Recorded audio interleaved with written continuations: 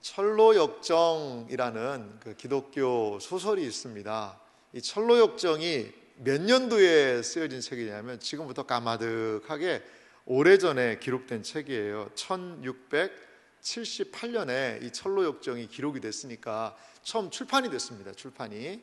그러니까 지금부터 여러분 얼마나 이 17세기 책입니다. 17세기 책이에요.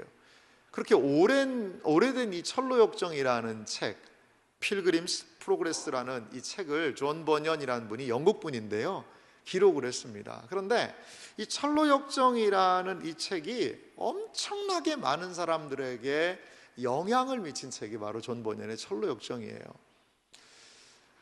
찰스 스펄전이라는 영국의 목사님이 있는데요, 이분은 그 당시에 탁월한 설교가입니다. 스펄전이. 이분이 설교할 때 엄청나게 역사가 일어났죠. 그래서 하도 많이 그 교회에 모이니까요, 그 정부에서 그 앞에다가 영국이니까요, 그 기차역을 하나 만들어줬어요.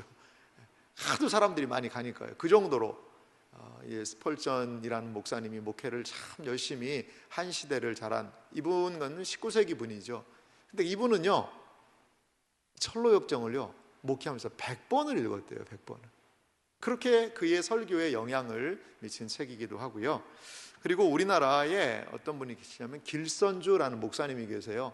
평양신학교 1회 졸업생이고 우리 선교 초기에, 우리나라 교회 초기에 참 많이 역할을 하셨던 길선주라는 목사님도요, 이 철로역정 이 책을 읽고 그리스도인이 되어 나중에 좀 목사까지 되는 일이 있기도 합니다.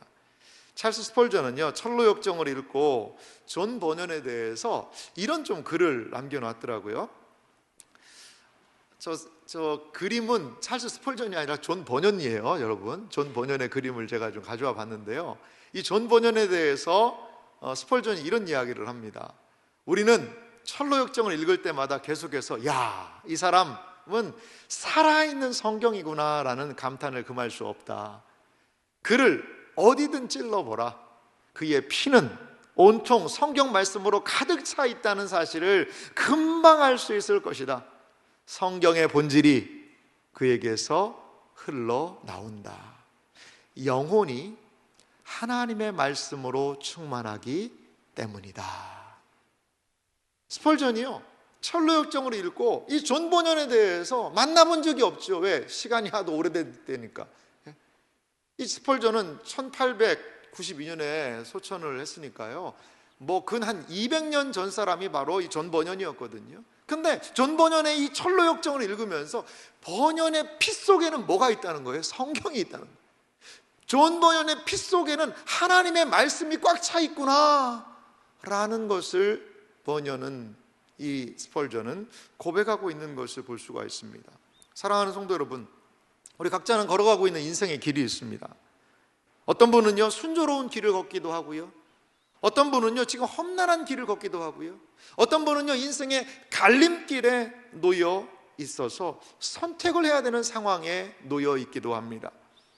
존 버년의 철로역정은 우리에게 믿음의 여정이 무엇인지를 보여줘요.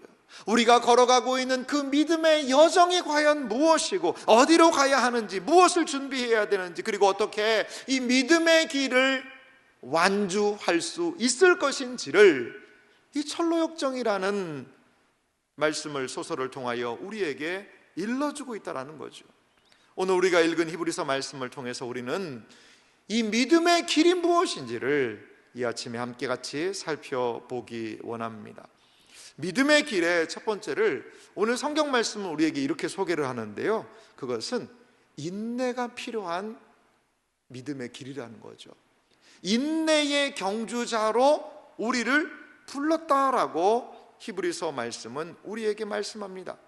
자, 히브리서 12장 1절 말씀을 다시 한번 볼까요? 이러므로 우리에게 구름같이 둘러싼 허다한 증인들이 있으니 모든 무거운 것과 얽매이기 쉬운 죄를 벗어버리고 인내로써 우리 앞에 당한 경주를 하며. 아멘. 우리 모든 이 세상을 살아가는 신자들에게는 하나님 앞에서 걸어가야 되는 뭐가 있다는 거죠?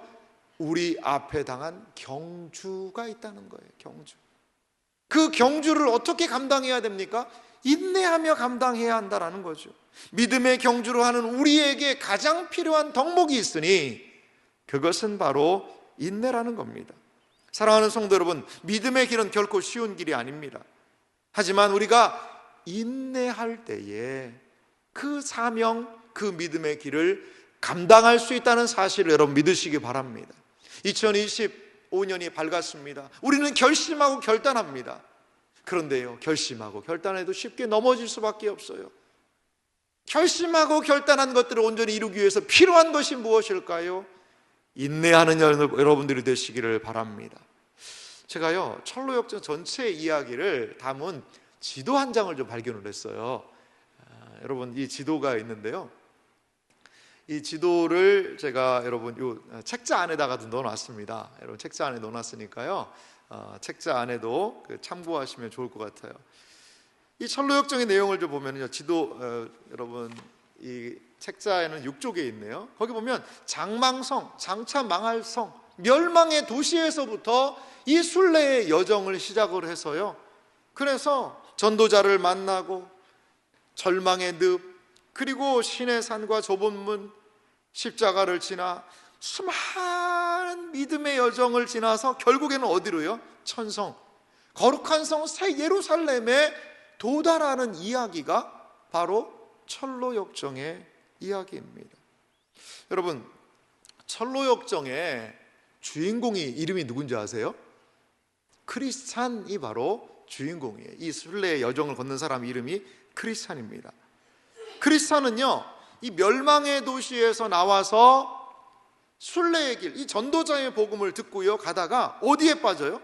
낙담의 늪이라는 곳에 빠집니다. 여러분, 낙담의 늪을 한번 찾아보시기 바랍니다. 시작하자마자요, 낙담의 늪이라는 곳에 빠져버리게 돼요. 그런데 크리스찬과 함께 순례 여정을 시작했더니요, 유순한이라는 사람이 있었어요. 유순한. 근데 이 유순한이요, 낙담의 늪에서 간신히 나오더니요, 다시 장망성, 멸망의 도시로 그냥 도망가 버립니다. 유순한은요, 절망 속에서요, 인내하지 못하고 다시 제자리로 돌아가 버렸다는 거죠. 크리스찬은 절망의 늪에 빠지기도 합니다. 험난한 길을 오르기도 합니다. 여러 어려운 상황 가운데서도 결코 끝까지 이 믿음의 길을 포기하지 않았다라는 것입니다. 수많은 여행에서 장애의 요소를 만납니다. 겸손의 골짜기, 사망의 음침한 골짜기, 허영의 도시에서의 유혹, 그리고 무력의 언덕, 여러 어려운 의심의 성을 지나 많은 어려움이 있었지만 끝까지 그는 인내했다라는 것입니다. 로마서 3장 5장 3절과 4절은요 이렇게 얘기합니다. 우리 두 절을 같이 읽어볼까요? 함께 읽습니다. 다만 이뿐 아니라 우리가 환난 중에도 즐거워하나니 이는 환난은 인내를, 인내는 연단을, 연단은 소망을 이루는 줄 알미로다. 아멘. 사랑하는 성도 여러분, 믿음의 길을 걷기 위하여 이렇게 인내가 필요하다는 사실을 여러분 기억하시기를 바랍니다. 여러분, 철로역정의 저자 존 버년, 이 사람은 어떤 사람이었을까요? 평탄하게 그냥 편안한 가운데서 철로역정을 기록했을까요? 아니요, 그렇지 않았어요. 철로역정을 쓴 존 버년은요, 그 당시에 어떤 가정에 매우 가난한 집안에 태어났어요. 자기 아버지가 태어나 봤더니 뭐라고 하냐면 땜쟁이라는 거예요. 땜쟁이. 냄비나 그런 쇠로 된 그릇이 다 닳아가지고 구멍이 나면 그것을 메꾸는 일을 하는 작업, 땜쟁이의 아들로 태어나서 자기도 땜쟁이로 살았어요. 그러다가 복음을 받아들이고 그는 결혼을 하고 그러한 가정을 이루었습니다. 그런데 그 안에 하나님이 주시는 은혜의 열정이 있었던 것 같아요. 열정이. 그래서요, 그 당시에 하나님의 말씀을 전하고 많은 사람들을 일깨우는 일을 감당했다는 거죠. 그런데 그 당시에 영국에 무슨 일이 있냐면, 영국 당시 정부가 이 청교도라는 그 사람들이 막 하나님의 말씀을 전했을 때인데, 이제 그 의회, 국교도만을 공식적으로 말씀을 전하고 기도를 해야 되지 그거 하면 안 된다라고 금지령을 내려요. 설교를 못하게 하는 거죠. 그래도 존 보녀는요, 사람들을 모아서 설교를 하고 말씀을 전했어요. 근데요, 말씀을 전하고 설교했다는 그 이유만으로 존 보녀는 감옥에 갇혀요. 그래서 감옥 생활을 합니다. 몇 년 했을까요? 12년간 감옥에 갇힙니다. 철로역정은 어디서 태어난 책인지 아세요? 감옥 속에서 기록되고 태어난 책이라는 거죠. 존 보녀는요, 그 감옥에서 철로역정을 쓰고 감옥에 갇히면서도 신앙의 양심을 끝까지 지켰다는 거죠. 감옥에서 그는 이런 기록을 나중에 책을 통해 남겼는데요, 이런 내용이 있어요. 아내와 불쌍한 자식들과 떨어져 사는 것은 감옥에 갇힌 내게는 마치 뼈에서 살점을 뜯어내는 것과도 같은 고통이었다. 내가 없으면 불쌍한 내 가족들이 겪게 될 많은 곤경과 불행과 결핍, 특히 내가 가진 무엇보다 내 마음에 가까이 품었던 앞 못 보는 불쌍한 내 자식이 자주 마음속에 떠올랐다. 앞 못 보는 그 아이가 겪을 고난을 생각하면 내 마음은 산산이 부서지곤 했다. 존 보녀는요, 4명의 자녀를 두었어요. 그런데 첫째 딸이요, 시각장애인으로 태어난 거예요. 그래서 이 아이를 정말 사랑하고 잘 돌보려고 노력을 많이 했죠. 그런데요, 그러다가 이 아이가 큰아이가 한 10살쯤 되는 때에 아내 메리라는 여인이 먼저 하늘나라로 가요. 하늘나라로. 그래서 자녀들과 살다가 몇 년 후에 엘리자베스라는 여인과 재혼을 하거든요. 근데 재혼하고 1년 만에 감옥에 갇히게 된 거예요. 그것도 12년 동안 말이죠. 그래서 이 엘리자베스가 이 존 보녀의 아이들을 잘 그래도 양육을 해주는 그러한 내용을 우리는 기억할 수 있습니다. 여러분, 철로역정 안에는요, 고통이 있습니다. 철로역정은요, 고난을 견디면서 기록한 책이라는 거죠. 존 보년이 보낸 인내의 시간이 고스란히 철로역정에 담겨 있다는 거죠. 사랑하는 성도 여러분, 신자가 누구죠? 인내로서 굳건히 서야 하는 존재, 바로 우리의 모습인다는 사실을 기억하시기 바랍니다. 인내로서 우리 앞에 놓여있는 믿음의 길을 온전히 감당할 수 있는 여러분들 되시기를 주님의 이름으로 축원합니다. 야고보서 1장 4절은 우리에게 말합니다. 인내를 온전히 이루라. 이는 너희로 온전하고 구비하여 조금도 부족함이 없게 하려 함이라. 아멘. 사랑하는 성도 여러분, 우리에게 주어진 2025년 인내로 끝까지 경주할 수 있는 우리가 되기를 간절히 소망합니다. 2025년을 넘어서서 우리에게 주어진 모든 믿음의 여정을 끝까지 인내하며 감당할 수 있는 여러분들이 되시기를 주님의 이름으로 축원합니다. 믿음의 길을 걸을 때 우리가 두 번째로 살펴볼 것은 무엇이냐면, 이 믿음의 길에 구름 같은 증인들이 있다라는 거예요.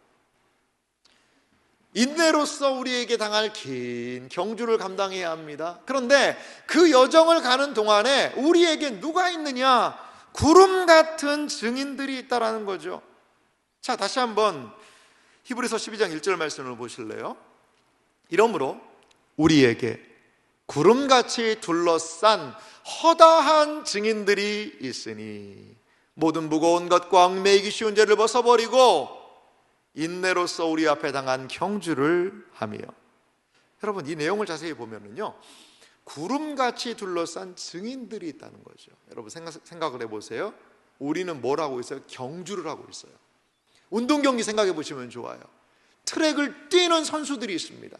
그리고 누가 있죠? 관객들이 있잖아요. 관중들이 있어요. 관중들이 뭐 합니까? 와 하고 막 응원을 하는 거죠. 약간 그걸 상상해 보시면 좋아요. 구름같이 둘러싼 증인들이 있고요, 우리는 뭐 합니까? 인내하면서 경주를 하는 거죠. 경주를. 그러면 아니 이 구경하고 있는 이 관중들은 과연 누구일까요? 그 관중들을 단순하게 관중이라고 표현하지 않고요, 무엇이라고 얘기하냐면 증인이라고 이야기해요. 이 증인들은 누굴까요? 바로 히브리서 11장의 믿음장에 등장한 수많은 사람들을 의미한다라고 많은 사람들은 이야기해요. 그래요. 이 사람들은 지금 믿음의 길을 경주하고 있는 이 사람들을 응원하고 있는 이 사람들은 누구냐? 먼저 믿음의 길을 갔던 사람들이에요. 먼저 믿음의 길을 갔던 사람들이 먼저 믿음의 길을 이제 완주하고 응원석에 앉아서 지금 믿음의 길을 걷는 자들을 향하여 응원하고 있다는 거죠. 사랑하는 성도 여러분, 그렇습니다. 믿음의 여정에서 수많은 앞서간 증인들이 있습니다. 이 믿음의 여정에서 또한 우리를 응원하며 함께 가는 증인들이 있습니다. 사랑하는 성도 여러분, 믿음의 여정은 혼자 가는 길이 아니라는 거죠. 철로 역정에도요, 수많은 사람들이 등장을 해요. 그리고 이들은요, 믿음의 길을 걸어갑니다. 그리스도인에게 혼란을 주고 믿음의 여정에서 이탈하게 하는 사람들도 등장을 해요. 세속현자라는 사람, 우매, 나태, 방자, 허울, 위선, 무지 등 신앙에서 멀어지는 사람들이 상징적으로 등장하기도 합니다. 때로는 크리스찬을 혼란스럽기도 해요.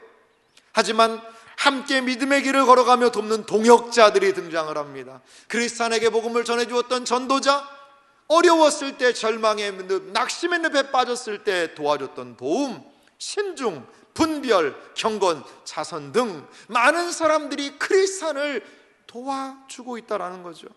그리고 크리스찬은 신실, 페이스풀이라는 신실이라는 사람을 만나서 이 믿음의 여정을 같이 갑니다.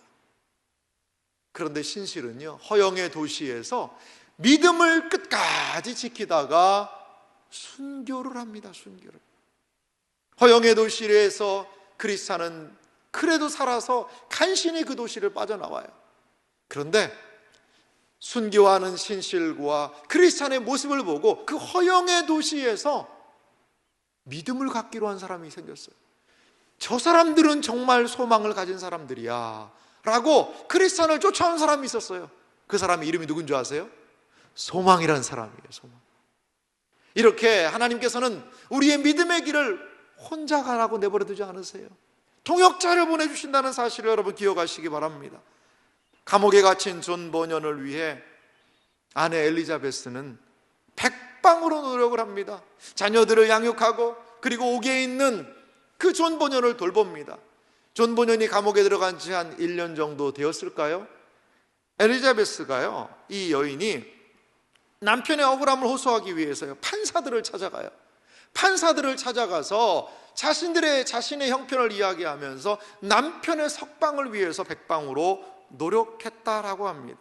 이 담대한 여인 엘리자베스는 존 버년이 갇혀있는 감옥 건너편에 그 건물에서 남편을 위하여 기도하고 끝까지 그 가운데서도 믿음을 지킬 수 있도록 격려했던 것이 존 버년의 아내 엘리자베스였다는 거죠.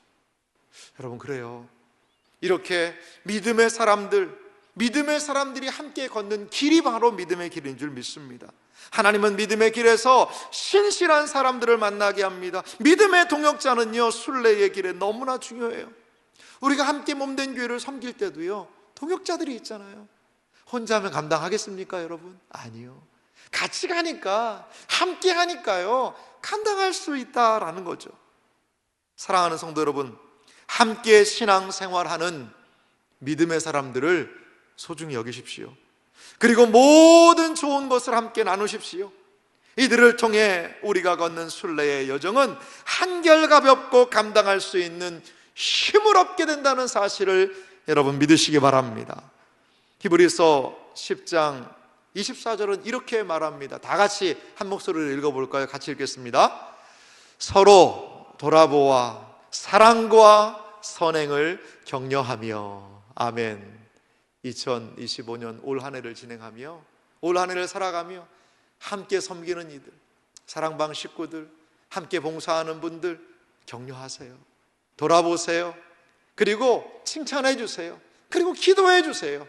그래서 믿음의 동역자들과 함께 이 믿음의 여정 길을 걸어갈 수 있는 여러분들이 되시기를 주님의 이름으로 축원합니다. 마지막으로 이 믿음의 길에서 우리가 살펴볼 것이 있습니다. 그것은 무엇이냐면, 이 믿음의 길을 걷기 위해서는 온전하게 하시는 이인 예수님을 바라봐야 돼요. 예수님을. 사랑하는 성도 여러분, 인내하며 걸어갈 믿음의 길이 우리에게 놓여 있어요. 하나님께서는 우리를 낙심하지 말라고 그때그때마다 믿음의 사람들을 붙여주셔서 우리가 이 믿음의 길을 넉넉하게 가도록 하십니다. 그런데 믿음의 길을 걷는 모든 사람이 기억해야 되는 가장 중요한 가치는 온전하게 하시는 이인 예수님을 바라볼 때만이 이 믿음의 길을 감당할 수 있다는 사실을 여러분 믿으시기 바랍니다. 히브리서 12장 2절을 다 같이 읽어볼까요? 함께 같이 읽겠습니다. 믿음의 주요 또 온전하게 하시는 이인 예수를 바라보자. 그는 그 앞에 있는 기쁨을 위하여 십자가를 참으사 부끄러움을 개의치 아니하시더니 하나님 보좌 우편에 앉으셨느니라. 아멘. 히브리 기자가 무엇을 말합니까? 경주하는 자들, 그 경주하는 자들은 믿음의 주여 온전케 하시는 이인 예수를 바라보아야 한다라고 이야기합니다. 그 예수님을 누구라고 소개합니까? 믿음의 주라고 소개합니다. 믿음의 주라는 단어를 다른 해석을 된 데 보니까 믿음의 창시자라고도 이야기했어요. 사랑하는 성도 여러분, 상황을 보고 형편을 보고 사람들을 보면은요, 우리의 믿음이 너무나도 식어져요. 약해져요. 작아져요. 사라져요. 오직 누구를 봐야 됩니까? 믿음의 창시자인 예수 그리스도, 우리에게 믿음을 주시는 예수 그리스도, 그분만을 바라보며 나아갈 때에 이 순례의 여정을 감당할 믿음을 우리에게 주실 줄 믿으시기 바랍니다. 우리 흔히 보통 교회 봉사하는 분들이 그런 얘기해요. 사람 보고 봉사하지 말자. 사람 보면 실족하고 넘어진다. 주님 바라보자. 이런 이야기를 하세요. 참, 근데 주님은 잘 안 보이고 사람이 눈에 보이는 건 사실이죠, 여러분. 하지만 그래도요, 믿음의 주님이신 예수님을 바라보세요. 저는 이 예배의 시간은 우리의 시선을 주님께로 고정하는 시간이라고 봐요. 고정하는 시간. 우리의 마음을 주님께로 기울이는 시간이라고 봐요. 그래서 믿음의 주님께서 우리의 믿음을 충만하게 하는 그러한 때라고 믿습니다. 철로역정에서 크리스찬은 좁은 문을 지나 십자가의 언덕에 다다르게 됩니다.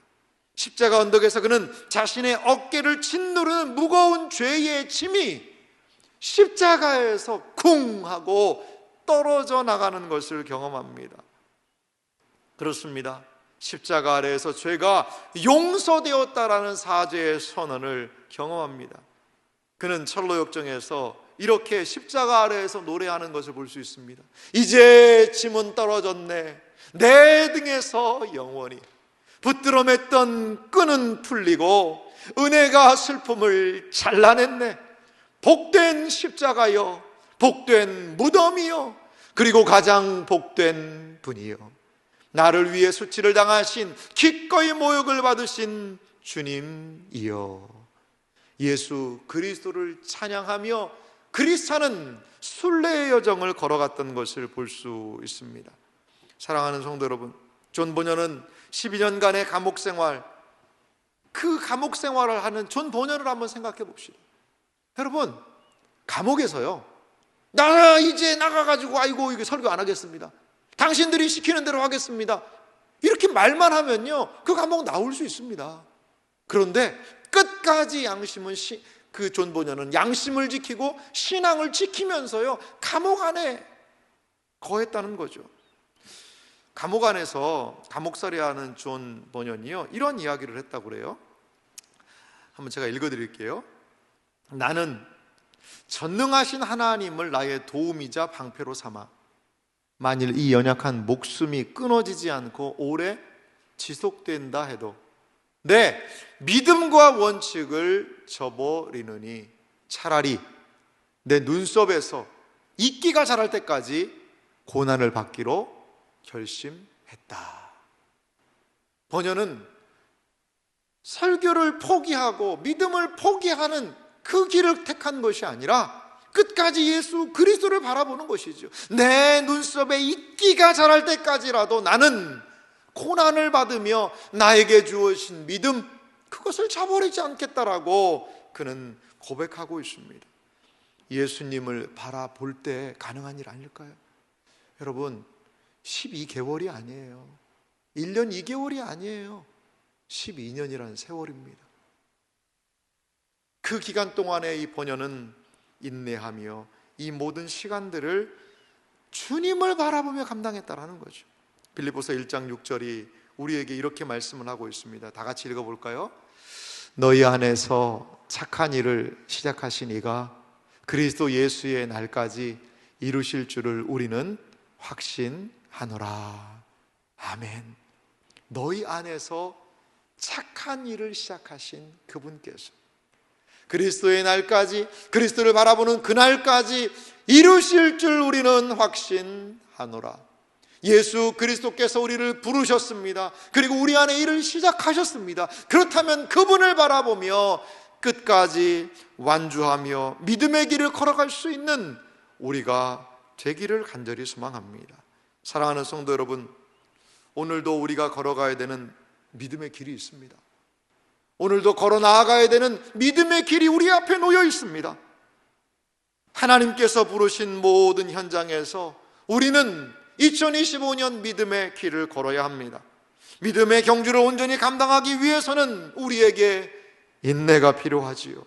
구름같이 증인들의 응원도 필요합니다. 하지만 무엇보다도 우리의 믿음의 길을 온전하게 하시는 이인 예수님을 바라보는 것이 필요하다는 사실을 여러분 믿으시기 바랍니다.